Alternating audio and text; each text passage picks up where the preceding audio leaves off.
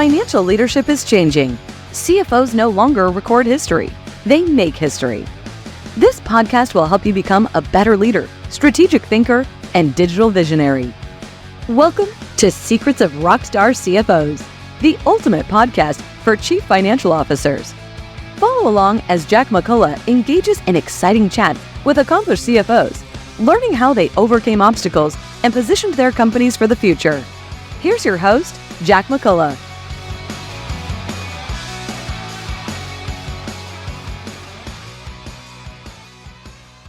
Welcome back, Rockstars. I'm really excited today for this guest, partly because she works for what I would call an iconic Boston company, and partly because I am actually a customer of this company, and also because she's a phenomenal chief financial officer. So my guest this week is Kate Gulliver, the CFO and CAO of Wayfair. Wayfair, in case there are two of three of you who don't know, is an online retailer that offers a vast selection of furniture, home decor, and household goods using a technology-driven, asset-light marketplace model to connect consumers with suppliers at scale. Kate, welcome to Secrets of Rockstar CFOs. Jack, happy to be here. Thank you for having me, and glad to hear you're a customer. Oh, yeah. Actually, this bookcase right behind me, I realize you have tens of thousands in your inventory, and you're forgiven. And I believe those plants, too, but I'm not 100% sure on that. All right. Yeah. So, and a few other things. But anyway, the description I got for your company, I got from publicly available things. But I'm wondering if you could fill the gaps a little bit to share a little more about Wayfair. I actually thought it was you did pretty well with that. So, whatever, ChatGPT is serving up these days on our description is not bad. But I guess what I would add to it is we sell everything home, and we aim to help you find your exact right piece in a convenient and sort of customer delightful way. Primarily, we do that through e-commerce, although we've recently launched into physical retail, and we have two sort of large format Wayfair physical retail stores open. We operate in the US, Canada, the UK, and Ireland. Okay, fantastic. That's a great fallback. And we'll definitely explore that journey. But first, I'd like to, introduce you a little bit to our listeners. So, and I know the answer to this. We're both fellow New Englanders, but where did you grow up? I grew up just outside of Portland, Maine. Oh, okay. So Susan Collins, the senator of Maine, is my favorite senator, only because my sister is also named Susan Collins. There you go. Nice match. Yeah, that's about all I need to make my decision on favorite senators. But so you grew up in Portland, which for those who don't know is just a lovely area and, probably a fantastic place to grow up. I'm curious, what was your first ever job as like a teenager? So, first of all, Portland is a beautiful place to grow up. It can be a very touristy area. And so my first job was actually working in the summer, scooping ice cream at sort of a ice cream store and tourist gift shop. And I did that actually for many, many years. I eventually became the manager. The last summer that I worked there, the couple that owned it, they also owned sort of a bakery right down below that I would help with. They had some sort of family challenges. And so they weren't able to this was on a little island. They weren't able to be there as much. And so I was actually doing all of the ordering for the store. I figured out some of the gifts that we were selling. I would place the ice cream order each week. I hired and fired. And I got a lot of responsibility for a kid, frankly. And it taught me that I actually really enjoyed retail, candidly. And I enjoyed that, engagement with the customer each day. Yeah, that's something. I mean, you went from that experience to, several years later working for, one of the most fascinating retailers, not like an ice cream stop, but still, it probably set you on a career journey that brought you here. Yeah, there's always the key piece in any retail engagement is how are you delighting the customer, right? Whether that's a small scale ice cream shop, I worked apparel retail when I was in college. To what we do, which we don't have as much physical interaction with the customer, of course, but how in an e-commerce way are we delighting her? And that through line is certainly there in any retail engagement.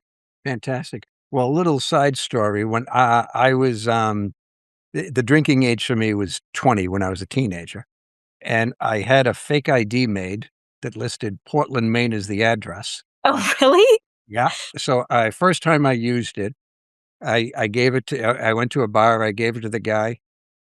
What would I have known? The guy's, how could it be? The guy was from Portland. Oh, God. And he knew. Yeah, he recognized it. He said, "Nice try. That's the business district of Portland." Wow, that's it. That was bad luck for you, Jack. Yeah, so, the good news is I couldn't drink underage for a little bit because of that, but it was so frustrating, so anyway, so I'd like to so you grew up in Maine, wonderful childhood. Where'd you go to school? I grew up going to the public schools in town all the way through high school. I have 3 siblings, so, it was a decent sized family. And then I went to college at Yale. So, that was sort of when I, left Maine, went to Yale, worked in New York for a little while post college. And then I went to HBS, Harvard Business School for business school. And since then, I've been in the Boston area. So Yale and Harvard, so apparently you didn't wanna really challenge yourself academically, you picked a couple of safety schools, am I reading that correctly? I was very fortunate to be able to attend both. They're both wonderful experiences. Yeah, So and you didn't start out in business, I forget what but you majored in, like, government or something like that at Yale? I majored in poli-sci, at Yale, and I also the big thing that I would say my academic career was less exciting at Yale, just in terms of my own personal motivations, than I ran the school newspaper. So I was a publisher of the daily newspaper, while I was in college, which, is a meaningful responsibility and again taught me a lot about operating a business, sort of managing the P&L, and I loved it. It was a incredible experience to have had.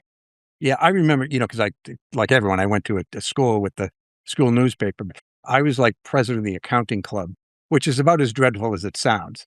Yeah, I don't know if that would have been the path I would have chosen, but you got some real world, I'm sure, business experience with that as well. Yeah, I met a bunch of people that, I wasn't the networker then that I am today, but they were, influential people in the Boston community. So, but I remember that people looked at the paper, worked at the paper. For one, it looked like a lot more fun, but it certainly seemed like a lot more work than we had. So, It was very time consuming, but you're part of a team. You're contributing to something that you think is adding value to the campus. And in my case, so I was running the sort of the business operations of it. We operated on about $1 million a year back then, almost 25 years ago or 25 years ago. And that was exciting. You had to go out and sell ads. You had to manage the expenses of the paper. You had to rein the reporters in. It was interesting to sort of understand that dynamic. oh yeah, it's fascinating what you can learn in college in those sorts of environments. So you graduated in your career path. You've worked for some great companies, not the least of which would be Bain Capital and McKinsey. And I'm curious because when I talk to CFOs, they all say that one of the most important things they had early in the career was mentors who made an impact on them. And, sometimes the mentors don't even know that they played that role. But you must have had some great mentors just because of the talent that's at companies like those. You're absolutely right. I'm very lucky to have a number of wonderful mentors, including actually my most recent sort of the person who held my position prior to me at Wayfair. So I started out my career at McKinsey. To be completely honest, I did not know what I wanted to do. I, would never have said at that point that I would become a CFO, but I thought McKinsey would give me this sort of broad, business experience. It would open doors rather than close them. It would help me sort of understand the lay of the land. And my very first, McKinsey, you're sort of on small project teams and you have staffed what's called an engagement manager. My very first engagement manager, I was very lucky, was a woman named Olivia Howard. And she was actually is the older sister of one of my dear college friends. And she sort of took me under her wing. She was a phenomenal mentor for many reasons, one of which was that Olivia always showed up to work authentically as herself. She is a great presence in the room. She, can deliver a really sort of engaging dialogue and really got management teams to trust her. But she was Olivia through and through and through. And I always respected and admired sort of how she knew what her strengths were. And she played to those strengths and she leveraged them, but she showed up 100% as Olivia. That's fantastic. And that's kind of all we can do as a leader, right? I think people are so savvy. If you Right. adopt a fake persona, a lot of people are going to see through that pretty quickly. So the cracks will be there. So, and when, it's to me, it's a wonderful experience to work at McKinsey. And I know it's not an easy experience to work there. I never did, but enough of my friends have worked there over the years. But what are the lessons that you learned at Bain and McKinsey that really helped you on your journey, ultimately leading to being a CFO today? Yeah, it's a great question. Both Bain and McKinsey. So I went from McKinsey to business school and then to Bain Capital. I think a few things. One, how important the team around you is and how critical the management team is. So at Bain Capital, we, invested in many different types of businesses. I mostly looked at retail consumer businesses there, but the fund overall invested, across the spectrum. And the consistent theme was you could have an incredible company, but if you didn't have an A-plus management team, it did not matter because at the end of the day, it was ultimately about execution. And I thought about that when I was, sort of interviewing with Wayfair and thinking about the Wayfair opportunity. The thing that really appealed to me about it was Neeraj and Steve, our co-founders, Michael Fleischer, the CFO at the time, Ed Macri, Steve Obot, two other executives at the time, sort of the quality of the executive team and how important the quality of that team was. The strategy matters, of course, but the execution, the quality of that team is the most critical piece and the importance of sort of following that team. And that wasn't just in investment opportunities. It was also in sort of how I chose, who I worked for at McKinsey. I always followed great team managers. And when I was at Bain Capital, I always wanted to, have great deal quarterbacks because the person that you work for ends up being far more important than sort of the day-to-day content of what you're doing, at least in my personal experience. That makes a lot of sense. I want to think to me that's really interesting about your background. And I believe you're the first one like this, but your role before becoming the CAO and eventually the CFO was that you were the head of global talent at Wayfair. Not exactly a conventional path. So, it's great, right? I mean, the one thing about the modern CFO role is there's no such thing as a conventional path. I was CPA firm controller CFO. That's how you became a CFO in the 1980s and 90s. Yep. Yes. But today there's a lot of paths to that. But I'm curious, what sort of made you want to go into the black arts of finance, if you will? So I definitely had, McKinsey and Bain Capital. I mean, Bain Capital, I was on the deal side. So you're building LBO models. You're definitely doing finance. I am not a CPA. I certainly don't have that background and would always defer to an excellent controller. But I still never thought, I was going to go be a CFO. When I came into Wayfair, my original role actually was head of investor relations. We were about 9 months out from our IPO when I joined. And I was brought on by our CFO at the time, a man named Michael Fleischer, who became an incredible mentor to me over the years, to really help, craft our story, position us for investors, launch build our first investor relations team, run the IPO process, which was an amazing experience. And to that point I was making earlier, sort of you pick teams and you pick people. I never thought of myself as an IR person. I never thought I was going to, build an investor relations team. I wanted to go work for Michael. He seemed like a great person to work for, and I wanted to work at Wayfair. And so I said, I'll take whatever job. And that was the job that they had available that seemed to align with some of my skill sets.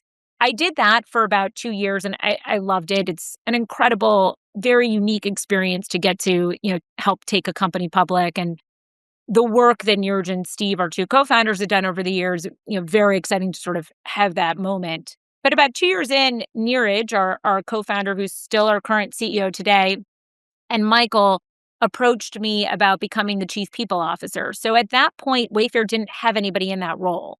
We had probably a couple thousand employees then. We were probably doing a couple billion in revenue, and the company was still sort of very nascent in figuring out those structures. And the way that Neeraj sort of saw it at that time was that the thing that he felt was the biggest limiter on our growth then was if we had the right people in the right roles. And so the thing that was most important to him was how were we thinking about who those people were? How were we developing them? Were we finding the right people? Were we, sort of helping to shape them while they were at Wayfair? And he wondered if I might be interested in this position. I had no background in the people space. That's a place where there's a lot of great practitioners, but I didn't have that sort of technical knowledge there. But I did have an understanding of how Neeraj and Michael and how they operate and how they want to see and structure the company. And I knew the business really well. And I think what was appealing to them was the idea that I could sort of connect the business front with the sort of softer, maybe skills of the people side. And when your CEO tells you it's the most important thing he's thinking about, you sort of, take a jump and do that. So the thing for me that was an aberration really was going into the people role versus, continuing on maybe sort of a more traditional finance strategy path. I ended up doing the people role for about 6 years and I loved it. I thought I would go in for 2 years and then move on to something else. It was just an incredible experience. Over that time, our headcount grew from a couple thousand to over 10,000. The business really boomed. We opened up fulfillment centers. It got a lot more complex, and it was a really exciting time to sort of help shape and develop the company. Yeah, I think, any C-level experience when the company's going through that kind of explosive growth is rewarding. But, from the people side, that must just be every day is so much different than the day before. That is definitely true. Everything from the sort of more profound questions, how do we define our culture? What do we want it to be? To very mundane, do we have the right snacks in the snack wall, right? So there's a very wide range that you approach in that role. And I think actually I enjoyed that. I enjoy the sort of differing levels of questions. And it's rare a job to see an impact, such a direct impact. And in that people function, because the people you're supporting are sort of all around you, you see the direct impact of if you change compensation or if you structure a review program in a different way, if you change an interviewing approach, you can really see the impact of that right away, which is quite appealing. Okay. Interesting. Yeah. I mean, what a fascinating run that must have been. So then, one of the things I like to ask people, and your answer will be particularly interesting because you're not a CPA and because you spent 6 years on the talent side of it, is what are some of your favorite non-traditional KPIs? I'm not talking about, accounts receivable turnover and things like that, but are there any that you think, wow, understanding these really helps me make better business decisions? I'm not sure that I would say that any of these are non-traditional. I think so. I look at all of the same things up and down the P&L that most folks look at. I think what maybe is a bit different in terms of how we tend to approach things here, and I love this question, is we are very focused on, we're quite comfortable with a lot of fluidity in our forecasting. So we update the forecast obviously every quarter. It's sort of a rolling 8-quarter forecast combined with a 7-year projection. So we do both. And then interquarter we'll be updating it. And we're very comfortable with big swings and movements, in this approach. But I think part of that is because we're pretty good at looking at individual initiatives and understanding, are those panning out in the way that we want them to pan out? And so rather than being overly myopic, perhaps, on a public accounting number report, we look at something like our physical stores and say, hey, what is it that we want to see, within the physical retail store performance? We only have one store, but what do we want to get comfortable with there before we open the second store, which we did? And what do we want to get comfortable there before we open, the next 5 stores? And we then know that that will have an impact on the overall Inc-wide P&L, but we're pretty good at looking at each initiative to understand, the drivers of that specific initiative and why we might be more or less excited about that. I tend to focus far more on sort of the commercially impactful pieces than, maybe more of the traditional numbers, but we're obviously very focused on our top line comps. We're very focused on our margins. We're very focused on our cash flow. We've spent quite a bit of time cleaning up the balance sheet. But those numbers are, how we're driving that EBITDA dollars, how we're driving that EBITDA margin, both Inc-wide, but on individual initiatives are really where, you want your focus to be. That sounds fantastic. So yeah, it's interesting. I worked in tech company and we all have sort of the same KPIs, which, usually I'm talking about back in my CFO days. It's usually just about revenue growth, almost to the exclusion of all others. But revenue's growing, tech investors. Well, tech companies have great margins. So you have the luxury of, if the revenue is growing, the margins are going to be there. We're, at the end of the day, we're a mass market retailer. And so we have to be very mindful of that margin and make sure that we're holding, that margin in. So for example, I look a lot at team budget numbers and our teams holding to their headcount expense targets and making sure that they're hitting those, because if that number goes up too high, that can have a pretty meaningful impact on our EBITDA margin. That makes a lot of sense. One question that I get asked a lot by my members, and I'd love to get your perspective on it, is the CFO-CEO relationship, how you build a meaningful relationship. And in your case, it might be interesting because you're CEO, and his name is Niraj. Am I saying that correctly? Niraj, yep. Niraj, thank you. So Niraj, he's not only the CEO, he's also kind of an icon in the industry, and he's the founder of the company. So, maybe it makes it easier, maybe it doesn't, but I'm wondering how you build that kind of trusting I partnership. do think there is something different in working for a founder. In this case, Neeraj and Steve, his co-founder, Steve Conine, is still quite involved in the business day to day as well. So I spend a lot of time with him. The two of them co-founded the business almost 25 years ago. They're co-chairman of the board. Neeraj is the operating CEO, and they still actually control. So their founder shares, they still have voting control. So we're a public company, but we're a controlled company. Neeraj and I have worked together now for going on 13 years. So we've built up a lot of trust over that time period. And I'm very fortunate that how Neeraj thinks about talent, and I think you see this in the way that sort of I moved through the company, is he thinks you hire people that are smart, that ask good questions, that can lead a team, that have a bias for action, that are focused on execution. And then he's very comfortable moving them throughout the organization. I credit Neeraj with thinking it wasn't crazy to put somebody like me into a chief people officer role, and then thinking it wasn't crazy to take me out of that and put me in the CFO role. And so I think because I've also worked in so many different areas of the company, I have, a pretty broad perspective on the business, which probably helps build our relationship as well. With a founder, I think some of my role is a bit to, be somewhat of a foil to push, to ask the right questions, to make sure that, we're thinking in both the founder's mindset and, sort of in a maybe a longer term investor's mindset as well. And how do you help sort of bring those pieces and bridge them together? Okay, that sounds good. And yeah, 13 years, you've certainly had plenty of chances to figure out if you like working with each other. Oh, yeah, definitely. Yes. I'm very lucky to work with a wonderful team, Neeraj first and foremost. Indeed. So this will not be surprising, the question that I'm about to ask you, but I'd love to talk about Wayfair's strategy in the workplace. Obviously the biggest game changer of our careers. But what's your sort of philosophy on AI? Obviously, the most powerful tool at a CFO's disposal and a business disposal. But of course, you need to be discreet, and CFOs tend to be naturally cautious in deploying new game-changing technology. So how do you approach it, both as a company and in your role as CFO? So when you were giving the description of Wayfair at the beginning, you mentioned that sort of our heritage was tech, we're tech enabled.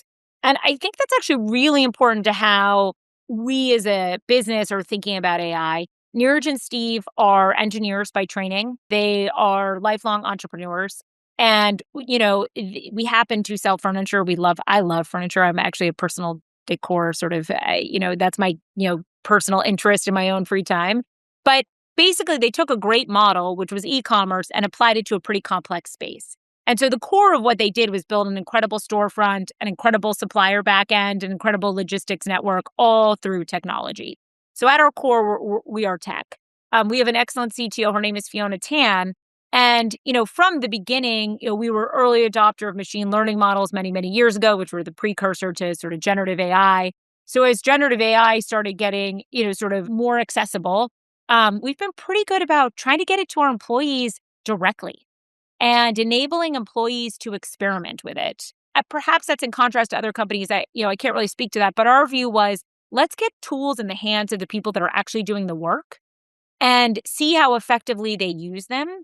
And we will learn a lot from, how quickly folks are able to see changes from using these tools. And so we use a wide range of different tools. We have some specific, finance AI tools that we're using.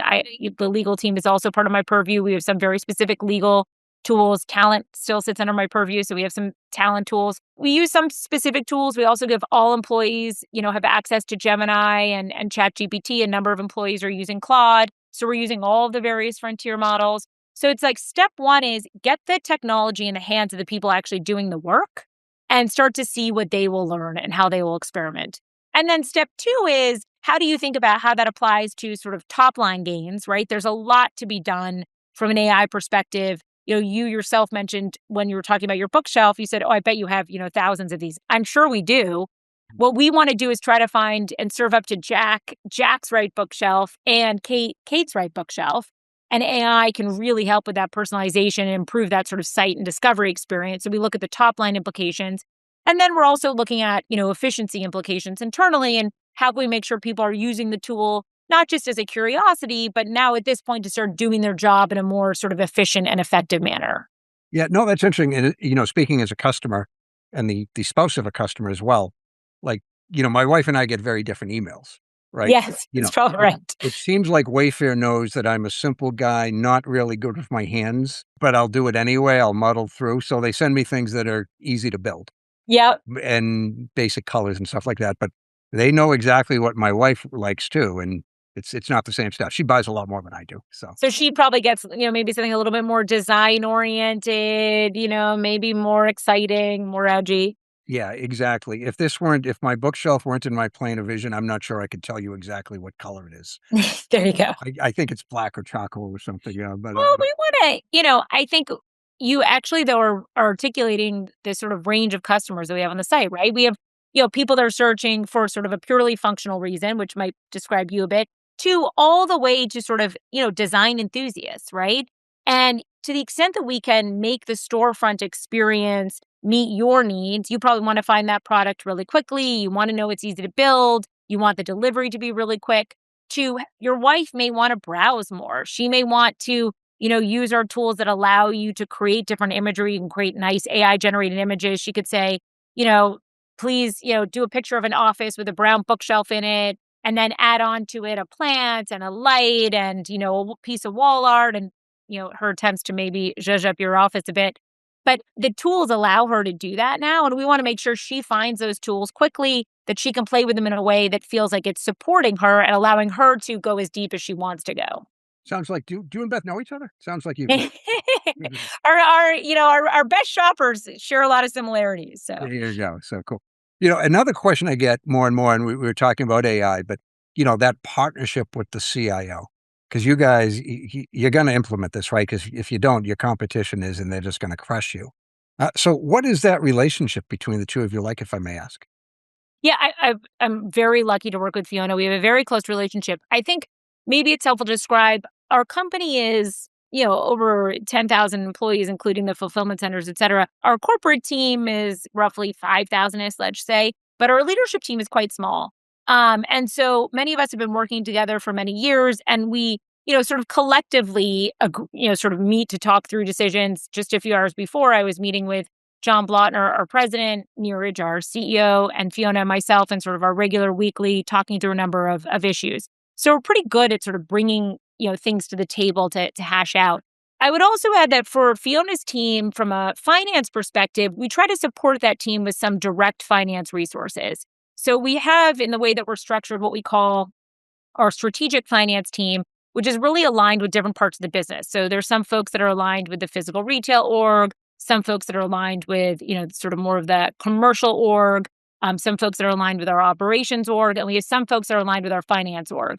So that as we're experimenting with these tools, they can really help the CTO and her staff understand, here's what we're sort of run rating at on costs, on token usage. Here's how we might think about the ROI on some of those pieces. Here's how that might pan out over time if the pace, continues to accelerate. Here's how that sort of gets factored into our overall cloud costs and how we think about our cloud computing costs, which is, one of the more meaningful sort of costs from the CTO staff perspective.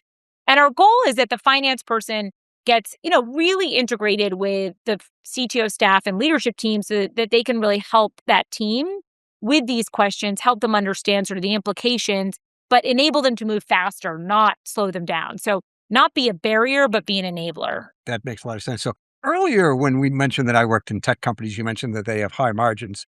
But I know Wayfair has this kind of asset light model, which enables you don't have tons of inventory the way some other retailers might, like IKEA and whatnot. I have no inside knowledge of IKEA.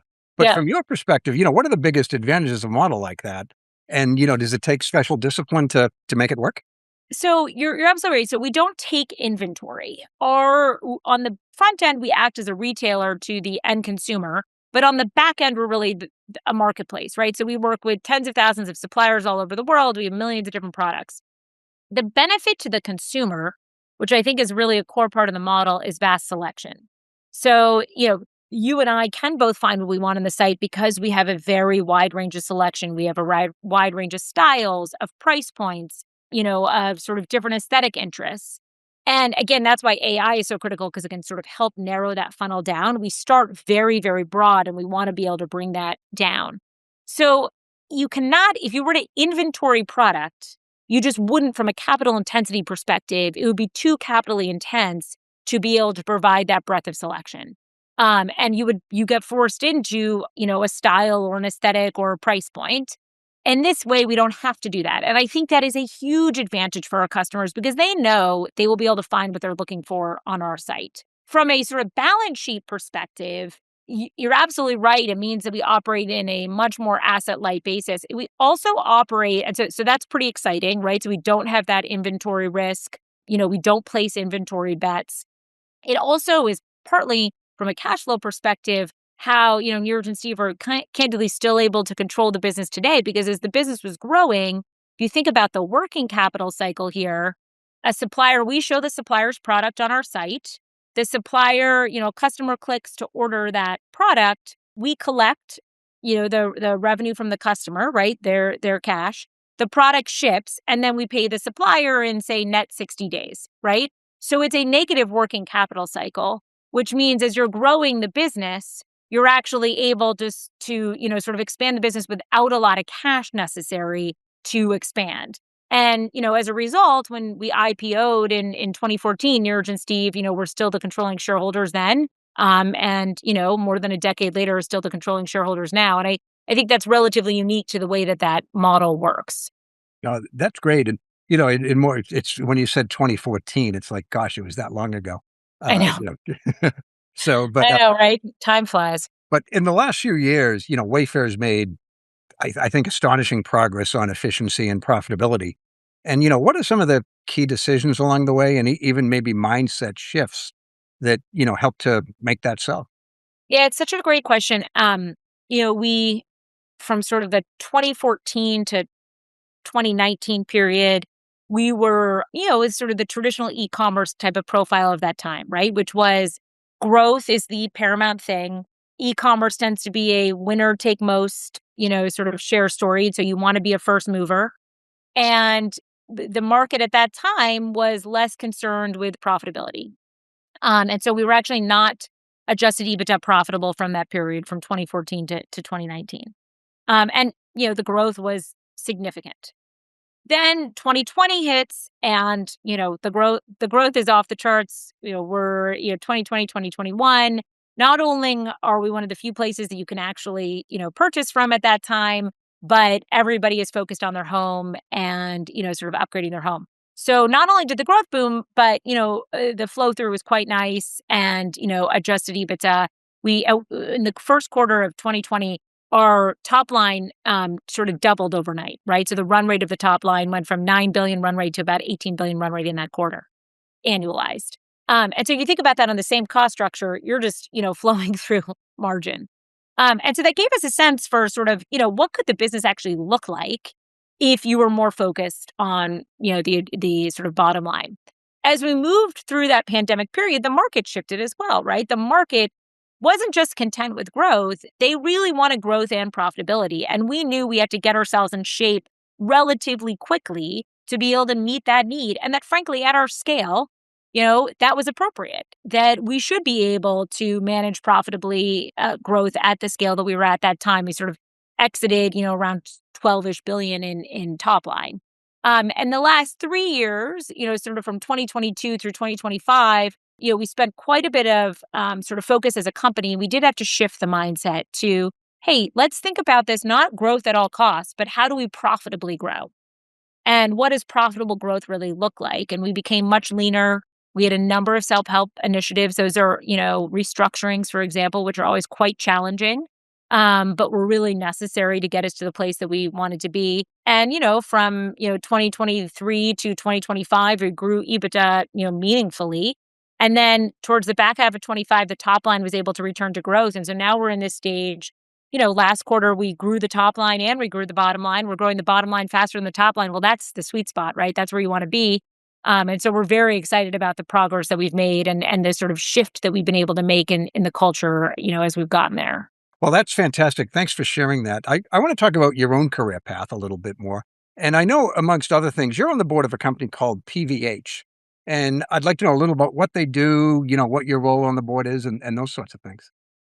Yeah, so PVH is the company that owns the brands Calvin Klein and Tommy Hilfiger. So it's sort of two iconic American brands. The company itself is based out of New York. I joined the board probably about a year and a half ago at this time. So when I stepped into the CFO role, you start getting calls from, headhunters about board positions. Every company always needs somebody else on their audit committee. And so they're looking for a CFO to fill one of those audit committee seats. And I got some good advice, which was don't take any board roles in your first year as CFO. Sort of sit tight, learn the ropes of the CFO role, adjust to that, and then start thinking about boards. And I did exactly that. I, spent about a year, sort of adjusting to the CFO role, sort of shifting into a new role, obviously internally at Wayfair. And then I started to think about what was I looking for in a board seat? What would be interesting to me? I knew I really liked the consumer space. You and I talked about how I started out in retail. I love apparel. I love fashion. And I wanted to do something in sort of mass market consumer that was also not competitive with Wayfair, right? To be able to do that, to have another view on the mass market consumer, but in a way that wasn't, directly competitive in any way with Wayfair. And I knew I wanted to be somewhere where the board would be sort of valued and, the board seemed to have a good, strong dynamic. I also, as I said, I work at a company where the CEO is also the chairman. And so I explicitly wanted a business where the CEO and chairman were different and, it was not a control business. And PVH at some point reached out during that, and it seemed like an overall great fit. I sit on the audit committee there. And it's been, it's very interesting to be able to get to see another company in that way, particularly while you're sitting in the seat and operating, because I learn a lot from them.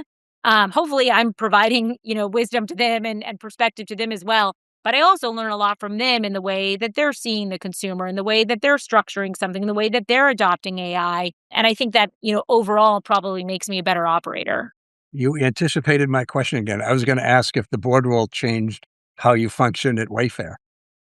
I'm sorry to keep sort of preempting you, Jack, but I mean, certainly it can't help but again, it's rare to get that view. And so, I feel very fortunate to be able to use that to then inform some of how I operate here, and sort of how I think about Wayfair opportunities. No, it's interesting because, like, at the start of my career, it seemed like your typical board member was about 114 years old and, 40 years retired, and that's what public companies wanted.